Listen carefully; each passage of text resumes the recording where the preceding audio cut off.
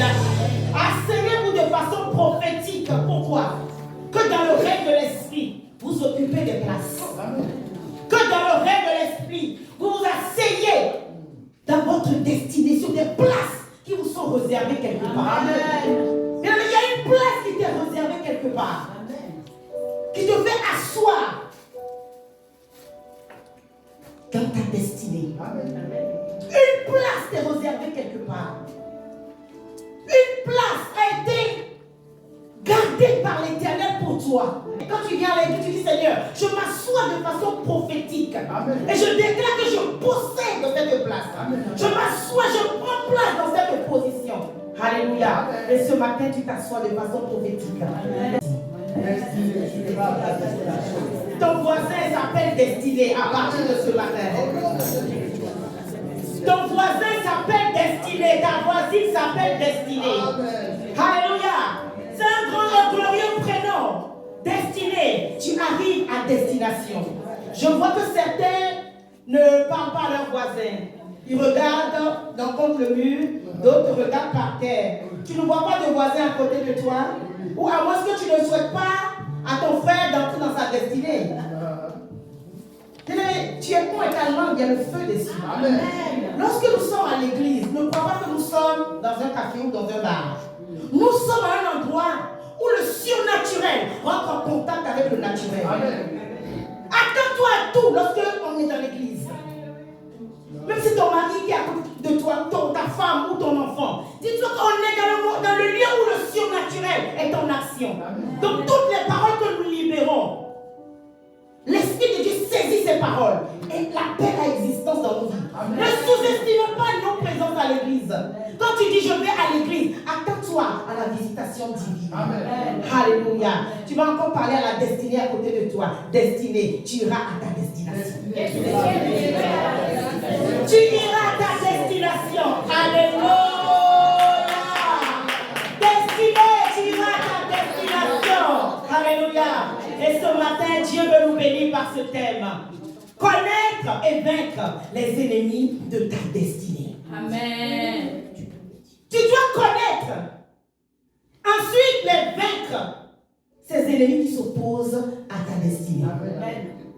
Bien-aimé dans le Seigneur, ce matin, tu me demanderas, mais c'est quoi la destinée? Le dictionnaire nous parle de la définition de la destinée. Mais nous avons un autre dictionnaire. Amen. Et ce dictionnaire, c'est la Bible. Alléluia. La Rousse nous donne la définition de ce que c'est que la destinée. Mais nous, notre dictionnaire, c'est la Bible. Amen. Et elle nous dit que la destinée, ce sont les bonnes œuvres que Dieu a gardées, mises à part pour nous, ses enfants, afin que nous les pratiquions. Amen. Éphésiens chapitre 2, verset 10. La destinée, ce sont ces bonnes œuvres que Dieu a préparées. Lorsque tu étais encore une masse informe, il a préparé ces bonnes œuvres qu'il te donne afin que tu les pratiques. Bien, mais j'aimerais te dire ce matin qu'aucun d'entre nous n'est venu sur cette terre pour rien. Amen. Comme on peut le dire vulgairement dans un français africain, tu n'es pas venu accompagner les autres. Tu n'es pas venu accompagner les autres. Il y a un objectif, un but qui est attaché à ta naissance sur cette terre. Amen. Ne compare pas ta naissance à celle de ton frère, même de sang, ou de ta soeur, même de sang. Amen. Ne compare pas ta vie à celle de ton père ou de ta mère. Ils sont juste le canal, les géniteurs par lesquels Dieu est passé pour que toi tu viennes sur cette terre. Amen. Mais tu es arrivé pour un but précis. Raison pour laquelle Dieu nous dit, ce sont des bonnes œuvres que j'ai préparées pour toi, afin que tu les pratiques. Dans la destinée qui sont les bonnes œuvres que Dieu a préparées, si tu ne reconnais pas que tu es né pour un but, tu ne pourras pas découvrir les bonnes œuvres et tu ne pourras pas les pratiquer. Tu dois t'asseoir et prendre cette conscience, mais Seigneur, je suis né dans cette famille, c'est pour une raison. Je suis noir de peau, c'est pour une raison. Amen. Je suis africaine, c'est pour une raison. Je suis européen, c'est pour une raison. Je ne suis pas venu accompagner les autres. Amen. Bien-aimé dans le Seigneur, ce matin, ta destinée, je vais te révéler. Amen. Ta famille doit voir ta destinée. Amen. La nation dans laquelle tu habites doit voir ta destinée. Amen. Ton église doit voir ta destinée. Amen.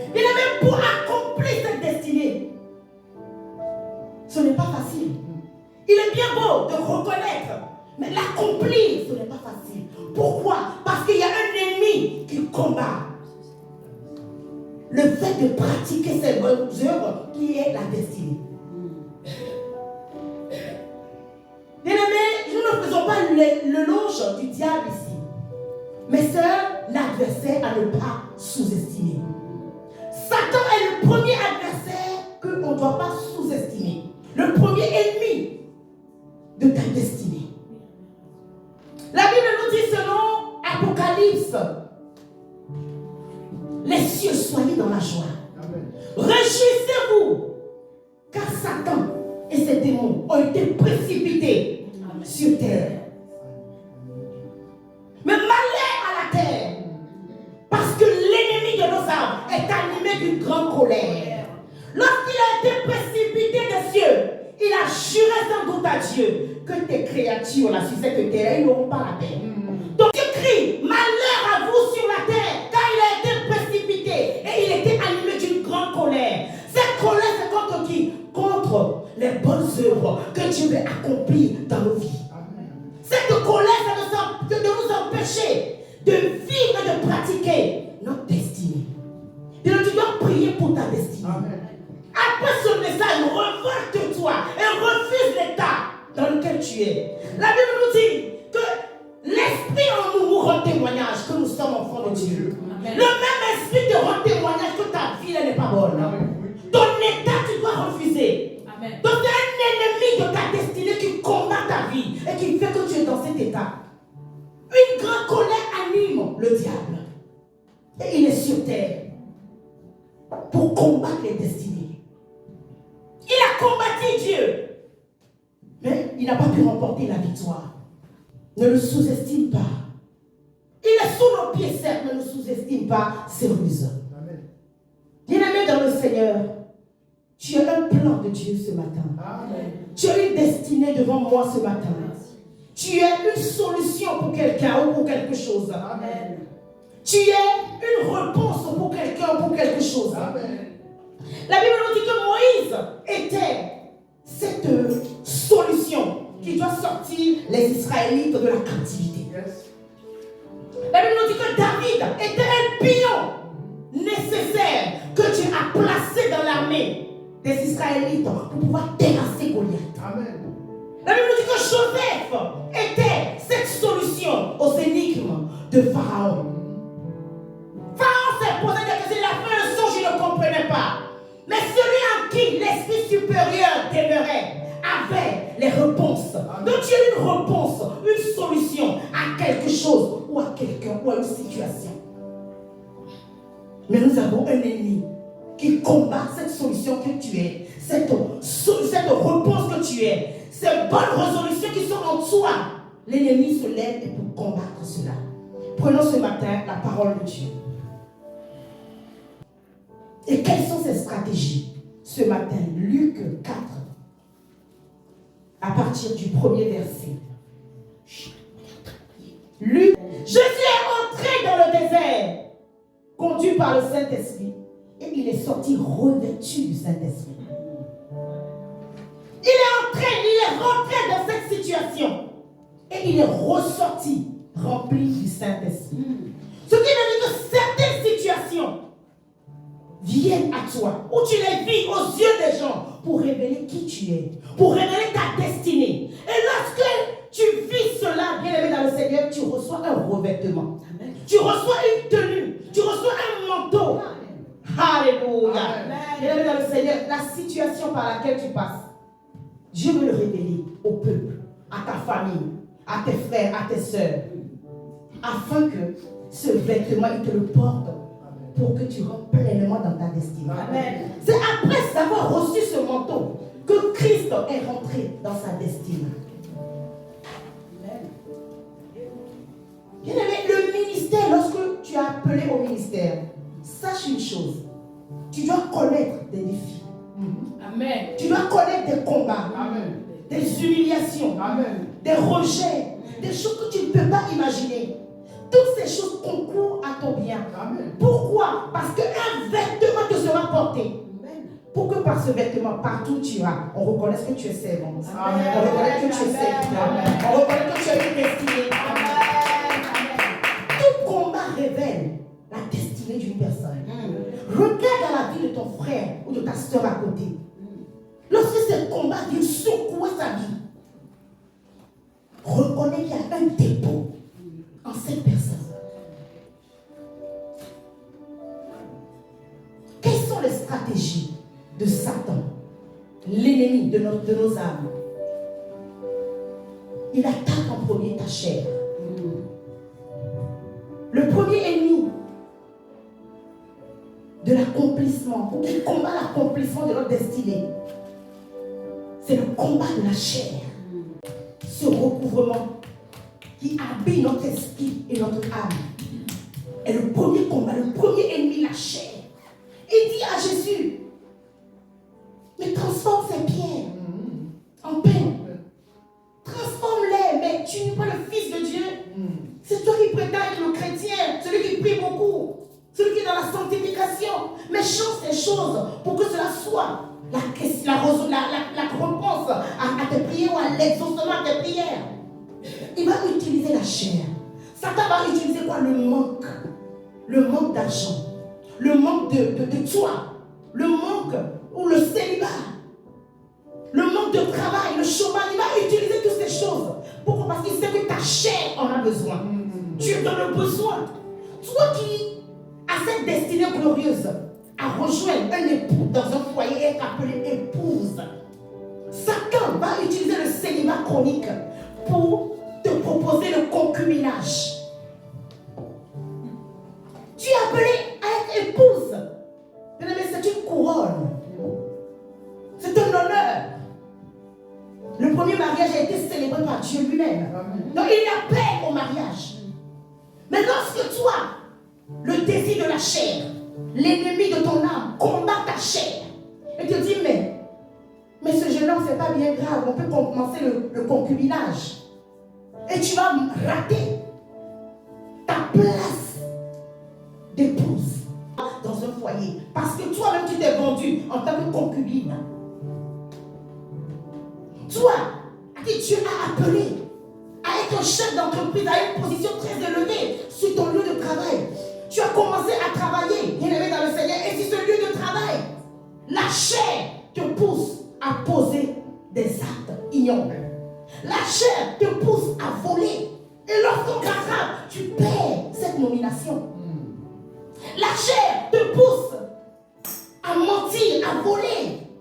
Et tu perds cette destinée glorieuse sur ce lieu de travail. T'imagines, tu as la compétence, tu as la capacité, tu as les aptitudes, tu as les diplômes. Tu obtiens un poste dans une entreprise. Mais la chair te pousse à faire des propositions à tes collègues, à voler dans la caisse. C'est ce que l'ennemi fait, il vient, il nous propose, il nous combat dans la chair. Mais c'est pas grave, vole un peu, c'est pas grave, ment un peu, et détruit un peu, c'est pas grave, mais c'est pour le désir de la chair. Premier ennemi, le combat de la chair. Priez pour que Dieu vous fortifie. Tu dois prier, bien-aimé, dis Seigneur, donne-moi la force. Que l'ennemi ne vienne pas m'attaquer par ses propositions. Il y aura des propositions très alléchantes. S'il a combattu Christ, à plus forte raison, toi et moi. Il faut apprendre à se priver. Deuxième ennemi de notre destinée. Alléluia. Ton esprit. Il dit au Seigneur Jésus-Christ, verset 7, si donc tu te prosternes devant moi, elle sera toute à toi. Donc il montre toute la magnificence de ce monde. Il montre toute la gloire de ce monde. Il montre les plaisirs de ce monde. Il règne ici. Si tu ne le combats pas, tu ne te lèves pas, il va avoir le dessus sur toi. Notre esprit, le combat de l'esprit. Il dit, il est écrit que tu adoreras le Seigneur Jésus-Christ, ton Dieu, pardon, et lui seul tu rendras un culte. Donc le combat de l'esprit vient combattre l'adoration qui revient à Dieu. Lorsque l'ennemi combat ton esprit, c'est qu'il vient combattre l'adoration qui revient à Jésus-Christ.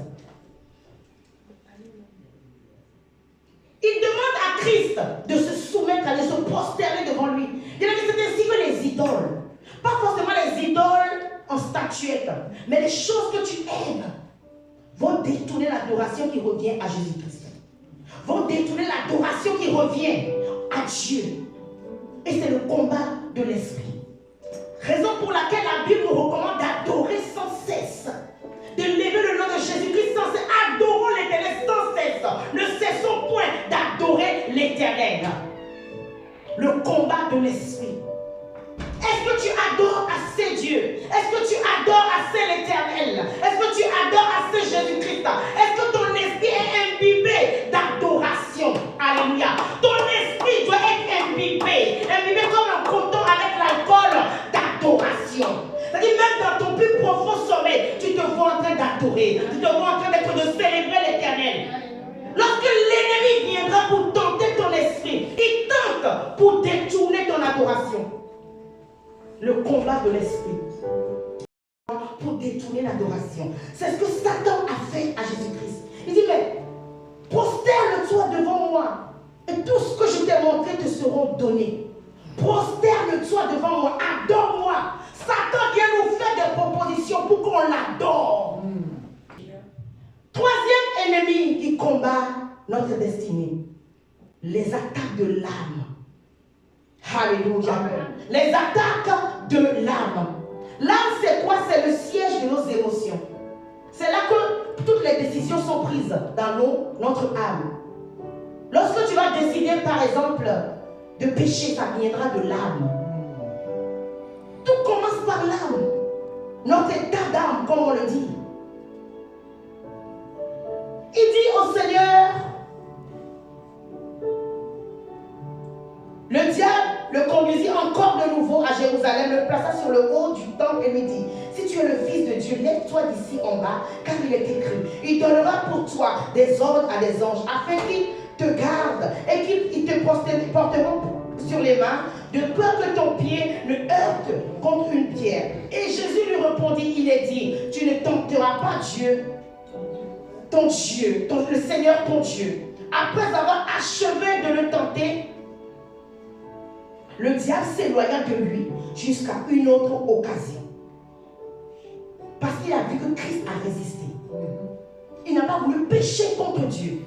Dans le péché, l'insoumission, le rejet, le dégoût de Dieu, dans l'âme, c'est pour ça qu'il faut prier aussi pour ton âme. Tu dois ordonner à ton âme d'être assujetti à Dieu. Amen. Le chant qui nous dit, oh mon âme, lève-toi et loue ton Dieu. Lève-toi et loue ton Dieu. Je sais que ce chant, lorsqu'il a été inspiré par le Saint-Esprit à ce chant, pour cette personne qui a élevé ce chant, c'est que son âme avait reçu un coup. L'ennemi envoie des flèches contre notre âme pour nous pousser à pécher. Donc tu dois prier pour ton âme. Ordonner à ton âme de demeurer dans la volonté de Dieu, dans la présence de Dieu, de demeurer soumis à Dieu, soumis à la parole de Dieu.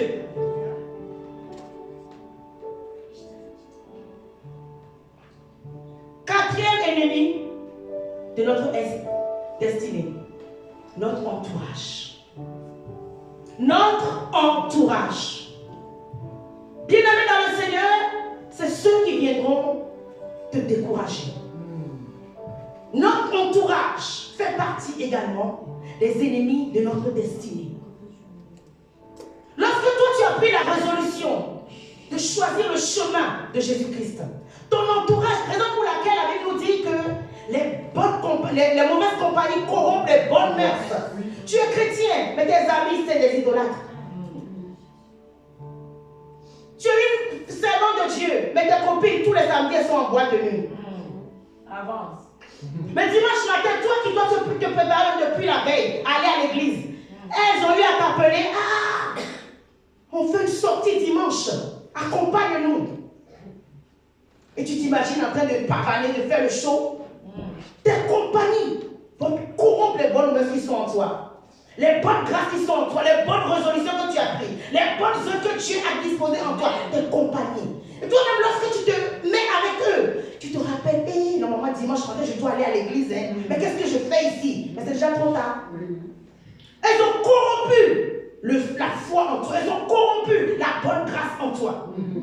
Notre entourage fait partie également des ennemis de notre destinée. Ceux qui vont te décourager, ne va pas prier. Ne va pas dans cette église-là. Ne donne pas ta vie à Jésus-Christ. Ils vont te décourager. Dans tes projets, ils vont te décourager. Mais moi, je me souviens, lorsque Dieu m'a appelé à l'entrepreneuriat, lorsque j'ai pris la résolution, j'ai commencé à parler autour de moi que j'essaie ce projet-là d'entrepreneuriat. Il y a eu tout de suite deux clans.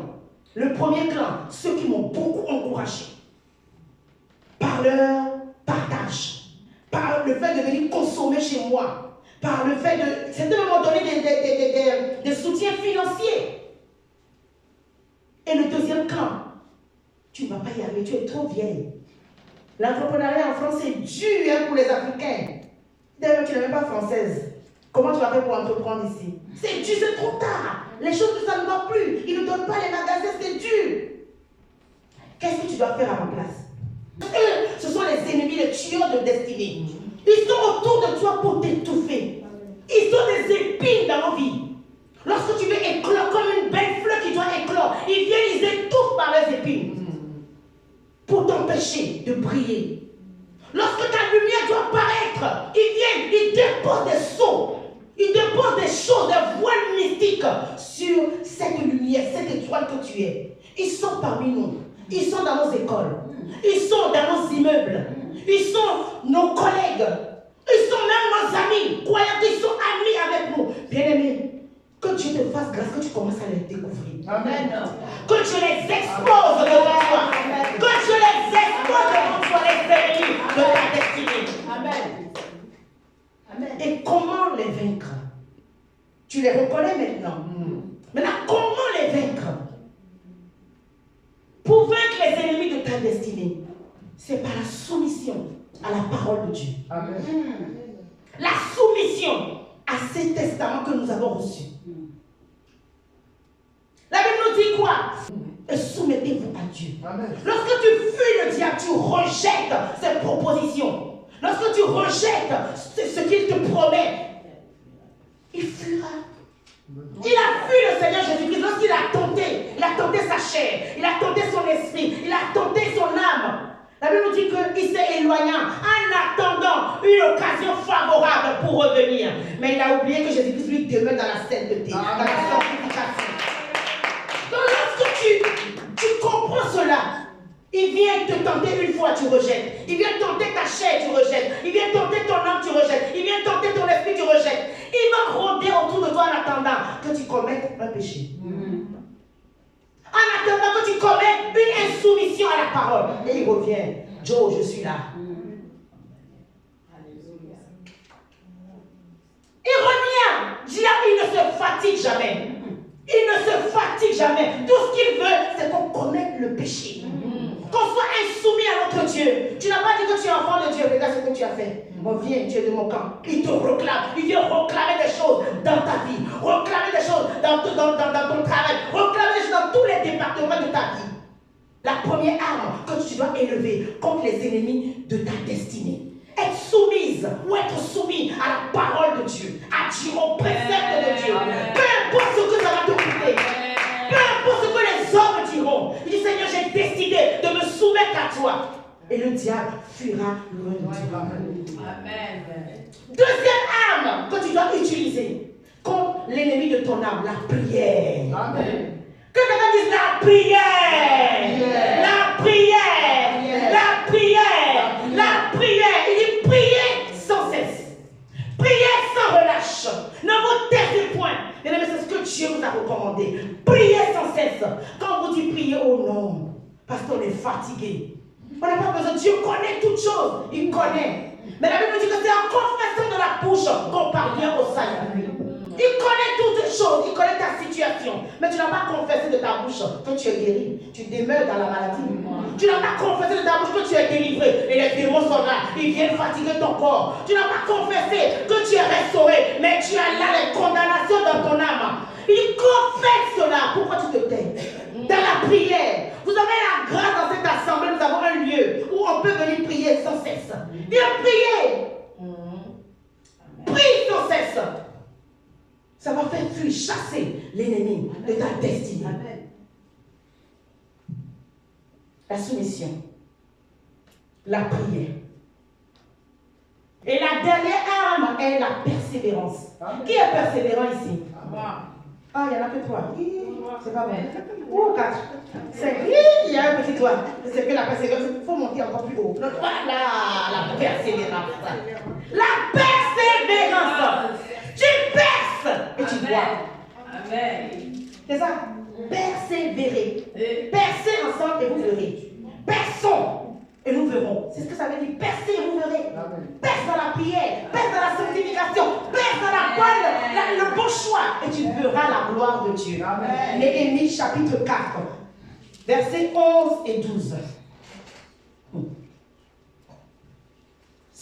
Je lis cette parole au nom de Jésus-Christ. Et ceux qui portaient ou chargeaient les fardeaux travaillaient d'une main et tenaient une arme de l'autre. Oh non, ça c'est puissant. Ils ont reconnu l'ennemi de leur destinée. Ils ont reconnu que c'est eux qui les combattaient. Ils s'opposent à la construction de la muraille. Cette muraille dont l'ennemi parle, c'est ta vie ce matin. Ils s'opposent à l'accomplissement de ta vie. Ils veulent pas que tu bâtisses ta vie, que tu rentres dans ta destinée. Et ils ont compris que l'ennemi de leur destinée est là. Ils ont pris leur couteau, ils ont pris leur machette, ils ont pris leur pistolet, leur kalachnikov. Ils bâtissaient d'une main et ils combattaient de l'autre. Qu'est-ce que tu fais? Est-ce que tu combats seulement par la prière? Ou est-ce que tu construis parallèlement? Amen, amen, amen. Lorsque tu es venu, tu as prié Remasse Kabo au nom de Jésus-Christ. Fire, fire, Rimakeabo. Le lendemain, lorsque tu vas chercher du travail. Amen. C'est ça, construire sa vie. Parce que tu es chômeur, tu es venu demander dans la prière, Seigneur, donne-moi un emploi. Tu as fini de Rebo, Rikabo, Nebroskarabo, Fire, fire, Rikeyabo. Au nom de Jésus-Christ, l'esprit de chômage fuit. Il a fui.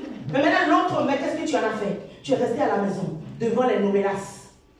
Tu es resté à la maison, devant les documentaires. Tu es resté à la maison, sous la cour. Tu dois sortir parce que les démons ont fui. Et Dieu veut que tu sortes. Harabo. Ils chargeaient les fardeaux de travailler d'une main et tenaient une arme de l'autre. Et ceux qui bâtissaient avaient chacun son épée attachée au rein. Et ils travaillaient ainsi. Celui qui sonnait du corps et se tenait près de moi. Tu dois combattre d'une main et construire ta vie de l'autre. Rebâtir les murailles qui ont été détruites par l'ennemi d'une autre. La persévérance, c'est ça la persévérance. Nous allons nous lever ce matin et prier. Nous allons demander au Seigneur ce matin. Tu vas lui dire merci parce que désormais j'ai reconnu les ennemis de ma destinée. Tu vas lui dire merci. Élevons nos voix. Père éternel, je te bénis, je reconnais que tu m'as montré les ennemis de ma destinée. Tu m'as révélé, Seigneur, ce matin les ennemis de notre destinée. Les ennemis de la destinée de mon frère. Les ennemis de la destinée de ma soeur. Père éternel, ce matin, oh, nous te disons merci. Tu vas dire, Seigneur, merci, parce que tu me donnes ce matin la force de les vaincre. Alors élève la voix. Et quelle est notre voix ce matin? Tu nous donnes la force de les vaincre. Élève la voix et dis, Seigneur, tu me donnes la force de les vaincre. Tu me donnes la force de les vaincre. Tu me donnes la force de les vaincre. Tu me donnes la force de suis remplir pour vaincre les ennemis de ma destinée, les opposants à ma gloire, les opposants à mon avancement, les forces anti-progrès. Tu me donnes la force, Seigneur, de les combattre. Tu me donnes la force de les vaincre. Tu vas dire, Seigneur, je demande la soumission. Saint-Esprit, aide-moi à être soumise à ta parole, soumise à ta volonté. Alors élève la voix. Notre roi, Seigneur, ce matin, nous avons besoin de ces armes. Nous avons besoin de ces armes, Seigneur, pour terrasser les ennemis de nos armes, Seigneur, les ennemis de notre destinée, Seigneur. Équipe-nous, Seigneur. Équipe mon frère. Équipe ma soeur. Équipe-nous. Équipe mon frère. Équipe ma soeur. Nous avons besoin d'être équipés, Seigneur. D'être équipés pour combattre, Seigneur. Et pour vaincre, Seigneur, les ennemis de notre destinée. Au nom de Jésus, tu as dit, Seigneur, donne-moi la persévérance. Élève la voix et dis, Seigneur, donne-moi la persévérance. Donne-moi la persévérance.